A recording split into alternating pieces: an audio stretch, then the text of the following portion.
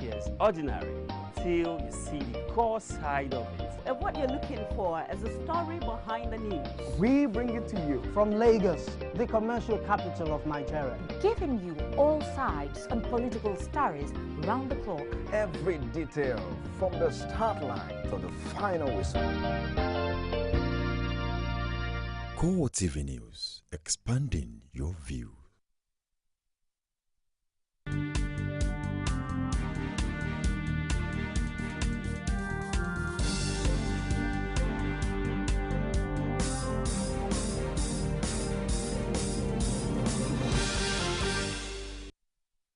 Good evening and thank you for joining us on CoreTV News on the hour. I am Ebunlomo Adekunle.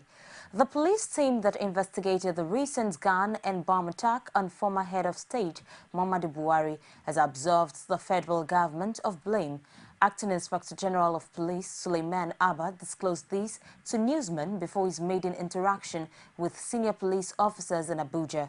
It says the investigators arrived at the conclusion after visiting the bomb scene as well as meeting the former head of state.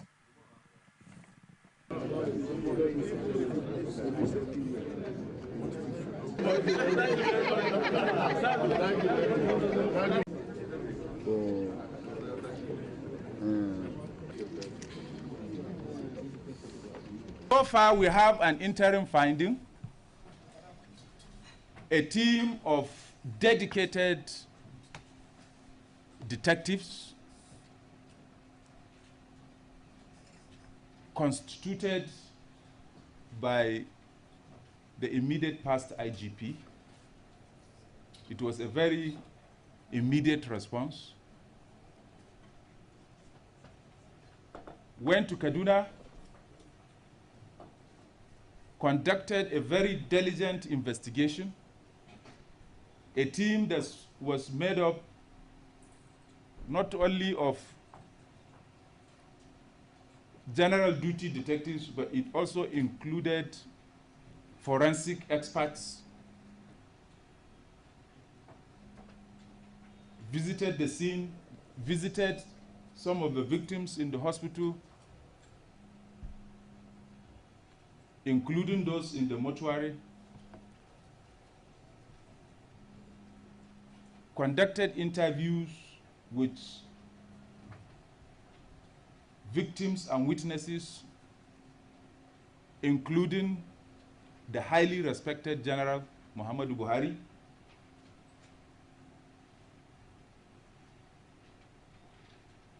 including those that were with him when the incident happened, and did a lot of other things that maybe we need not mention all of them here.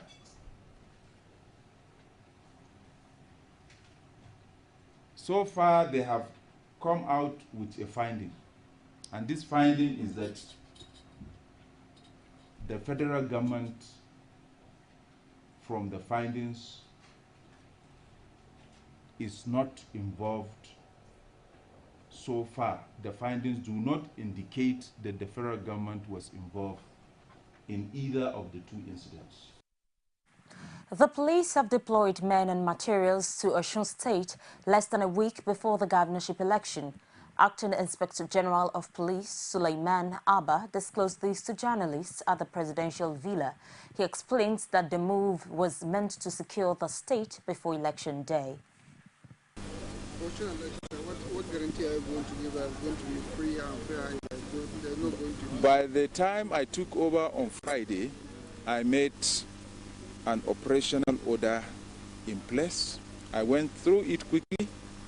I made a number of adjustments, which include the fact that we need to be there early enough. So I adjusted the time that the officers were directed to report. I made sure that by Saturday they were there. And the aim is that if anyone is training anybody to cause violence, we are telling him that we will make sure the law takes its course. The candidate of the Labour Party in the forthcoming state governorship election in Osun State, Fatai Akinbade, has refuted reports that he endorsed the All Progressives Congress candidate, Governor Rauf Aregbesola. Akinbade reiterated that his party has no pact with the APC or the People's Democratic Party regarding the August 9 election. In a statement by his media aide, Kayode Oladeji, the Labour Party candidate says the APC was towing the line of the People's Democratic Party in name-dropping, noting that the two parties had sensed their imminent defeat and were attempting to confuse the electorate.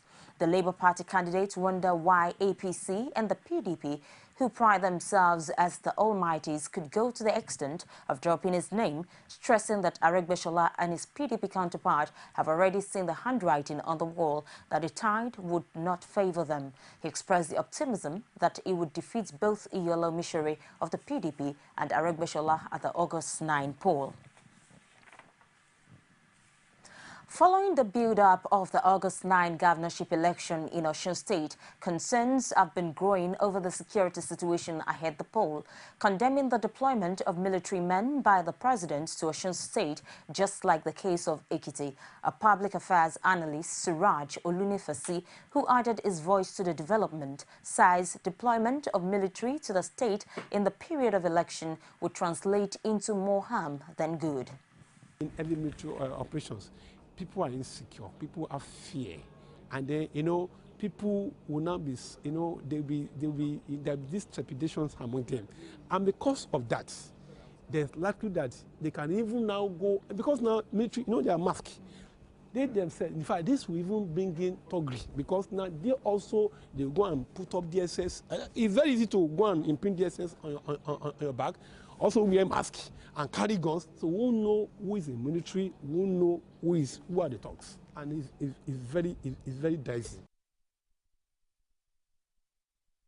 A legal practitioner, Chukwuemeka Eze, has urged the Independent National Electoral Commission to ensure a free and fair election in Osun State. Eze says the presence of military personnel will guarantee a level of orderliness during the election.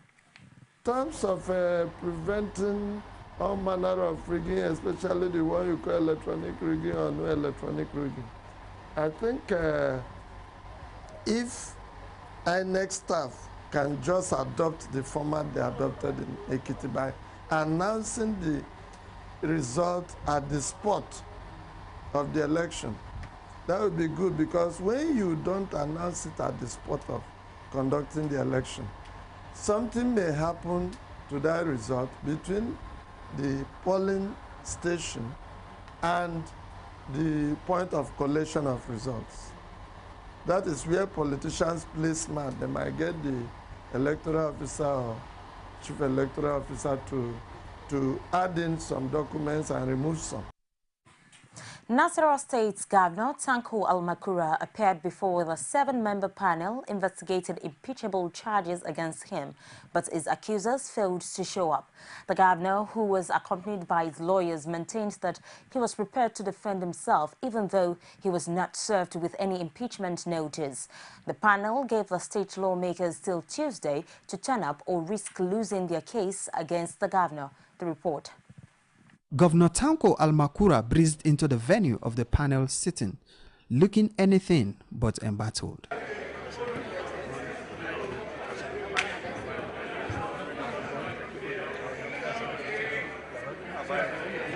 He was accompanied by aides and soon took his seat beside his legal team.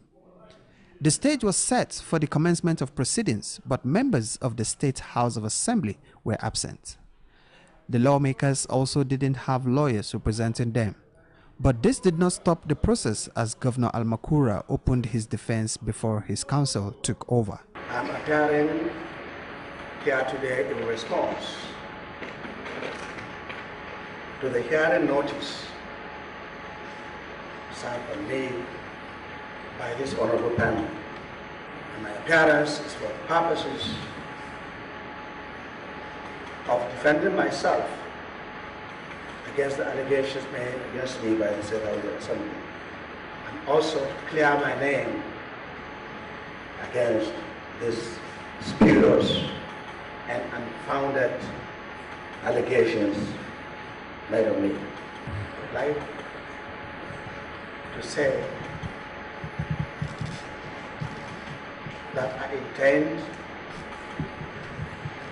challenge this violation of the Constitution at an appropriate forum, not this, and at an appropriate time. With all sense of responsibility, I submit that the stage at which we have come is one in which I can confidently apply that the complaint in the impeachment notice be dismissed for want of prosecution. After listening to both men, panel chairman noted that it was important that the lawmakers turned up to prove their allegations. He also outlined available options if they failed to show up. Where the House of Assembly fails or neglects to appear and lead evidence in proof of the allegations, the panel, upon proof of service, may dismiss the allegations. Where the governor fails or neglects to appear to defend the allegations against him, and if the panel is satisfied that he has been duly served, either personally or by substituted means, as the panel may have ordered, the panel will proceed to consider the evidence adduced by the House of Assembly and make the appropriate findings. The Nasarawa State House of Assembly have not appeared, in spite of the fact that they have been served with processes, and there is bailiff's affidavit of service before the panel. It is also true that under paragraph 7C of the regulations guiding their proceedings, they have a right to dismiss it. But I am in full agreement with them that the best thing to do in the circumstance is to give them a second chance. And we're prepared to come back tomorrow. We hope they will be here. We will very, very happily take them on their allegations, one after the other, if they have the courage to come to discuss, because we know that it will be a very pleasurable experience to cross-examine some of them. It is, however, not certain that the legislators will make themselves available when the panel reconvenes on Tuesday. This is because they are not comfortable with the composition of the panel, but from all indications, there is little they could do about it. Nigeria has recorded a fresh case of the deadly Ebola virus. Health Minister Onyebuchi Chukwu disclosed that one of the doctors that treated the late Liberian-American Patrick Sawyer in Lagos has contracted the disease. As at today, we have the first of those health personnel who have now become Ebola positive and is being treated as such. So if we are keeping records, this is now the second case of Ebola virus disease in Nigeria. So this new case is one of the doctors who attended to the patient who imported Ebola virus disease into Nigeria. As I speak, also 3 others who participated in that treatment who are currently symptomatic have had their samples taken, and hopefully by the end of today we should have the result of their own test. So 2 cases so far. 1 are dead, 1 is alive and is being managed as a case of Ebola virus disease.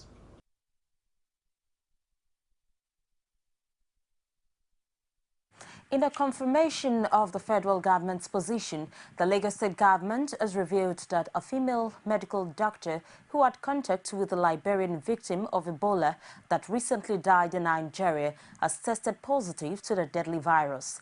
The State Commissioner for Health, Jide Idris, disclosed this at a media briefing on the Ebola update. He says the doctor is one of the 8 persons in the contact tracking of the state's government. Idris hinted that government is currently on a follow-up to ascertain the status of the family members of the affected person. The occurrences of secondary cases was expected given the nature of contact this person had with the patient from Liberia. This was because they were unaware of this status until the management of the hospital reported their suspicions to the state government. The investigation team is in communication with family members and other contacts of the new suspect cases to counsel them and monitor their health status. Given the complexity of the outbreak in the West African sub-region and the current situation in Lagos, the ministry is taking all precautions to contain the spread of this disease.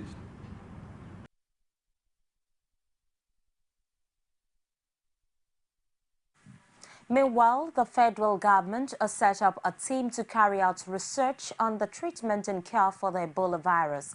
The team is also to take a second look at the uncompleted work of former INEC chairman Morris on the possibility of using bitter kola to treat the virus.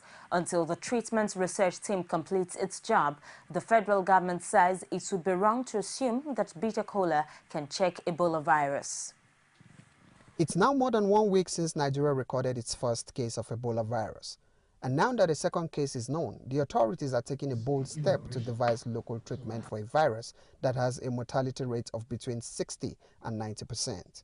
But first, the government has deemed it fit to issue a note of caution on bitter kola as a treatment for Ebola virus. That as I speak to you, there is no scientific evidence that the use of bitter kola would either prevent or cure Ebola viral disease. On the research team, which also has Professor Iwo as member, the health minister said its work will only be concluded if local treatment is found for the virus. We are setting up this treatment research group for Ebola viral disease, TRG for EVD, in short. And the terms of reference of this treatment research group will be: 1, to carry out research into the treatment of Ebola virus disease. 2, to receive and verify claims relating to the treatment of disease, including the uncompleted work that we are told was carried out in 1999 in the United States of America by Professor Morris Iwo and his team, to see whether they could get something that would be effective against Ebola virus disease. One of the co-chairmen of the treatment research team says the group will monitor the development of the virus with a view to achieving results. I want to assure you that we put all arsenals of our scientists to combat this, and we shall be giving you the report periodically as mentioned by the Honorable Minister. And as the research team goes ahead with its job, Nigeria's health authorities have opened a 24-hour emergency service at all states level. They have also set up a toll-free telephone line as well as ramp up their social media presence with a dedicated website, www.ebolaalert.org, and 2 Twitter handles. The federal government is set to spend $1 billion to boost gas supply to power plants in the country. Managing Director of the Niger Delta Power Holding Company, James Olotu, disclosed this at the end of a meeting chaired by Vice President Namadi Sambo in Abuja. He added that the fund is meant to address the gas shortfall that has been impeding electricity power generation. The meeting addressed a few very critical issues pertaining to the stranded power in this sector. The President and his team have worked assiduously to various strategies to improve power supply to the nation by building massive infrastructures in both generation, transmission, distribution, and even partly gas. Unfortunately, there is a little shortfall coming from the gas sector in spite of all our concerted efforts to address the situation. There is an obvious shortfall in the gas supply to the power plants that have been built and that are being privatized. The Director General of the National Agency for Food, Drug Administration and Control, Paul Ori, has reassured the public that NAFDAC will sustain its fight against counterfeit products. Ori gave the reassurance while parading some suspects arrested for products counterfeiting. Anita Fatunji has more. 3 suspects were arrested for illegal production and sale of cosmetic products. They are Emmanuel Ume, Otutu Frederick and Okoye Chikelu.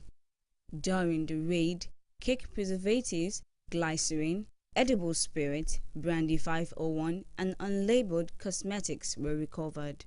The Director General of NAFDAC, Paul Ohi, says the suspects usually carry out their activities on Sundays, believing that NAFDAC surveillance and monitoring activities are limited to weekdays. The risk to public health from adulterated and unwholesome processed foods cannot be neglected because the outcome could be dangerous and even fatal to consumers. The suspect believes that NAFDAC surveillance and monitoring activities are limited to weekdays. But unknown to him is that we are out there 24 hours every day, and even on Sunday we still do make arrests. He emphasized that fake and counterfeit cosmetic products are harmful to the skin and could pose the risk of skin cancer to unsuspected users. The 2 suspects have been interrogated and the offending products have been sampled against them for full appropriate evaluation. It needs to be emphasized that fake products and counterfeit products, cosmetic products are deleterious to the skin and could pose the risk of skin cancer to unsuspecting users. NAFDAC will therefore bring the full weight of the law to bear on anyone or group of persons involved in the illegal production and sale of any NAFDAC-regulated product in order to safeguard public. He, however, reassured the public of the agency's resolve to sustain the fight against fake and counterfeit products. Or he thanked the public for their support. Anita Fatunji, CoreTV News, Lagos. It's the CoreTV News on the hour. We'll take a short break and we'll be back with stories outside Nigeria. Stay with us. On August 9th, the people of Osun will head to the polls. Who will emerge the next governor of Osun State? I'm the legitimate authority to govern this state. 20 candidates are hoping for the mantle. Winning is not the problem, but the grace of God. But only the people have the power to decide. These are my people who will vote en masse for Omishori. Join CoreTV News for an extensive live coverage of the elections, interviews, studio discussions, and more. Live on August 9th, 2014. You can also watch us live online at www.coretvnews.com. CoreTV News, our 24 hours news station.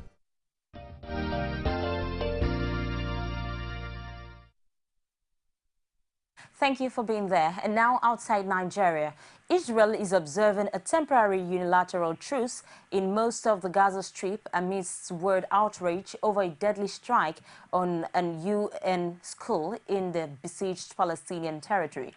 But Hamas said they would not be reciprocating the announced 7-hour calm and warned residents to take the utmost caution when venturing out.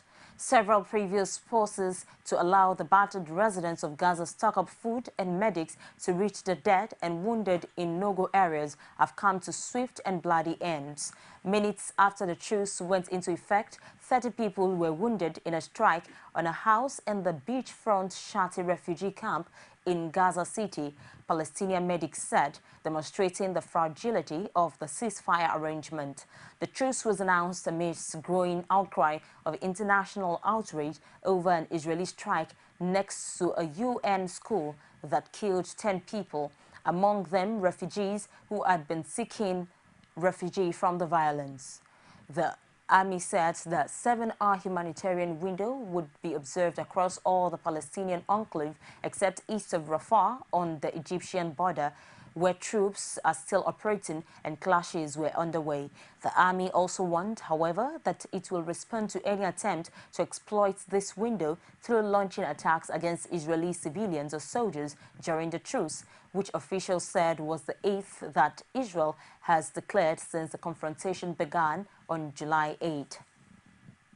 And that's the news for this time. Join us again, top of the hour for more. Thank you for watching. I am Ebun Lomo Adekunle.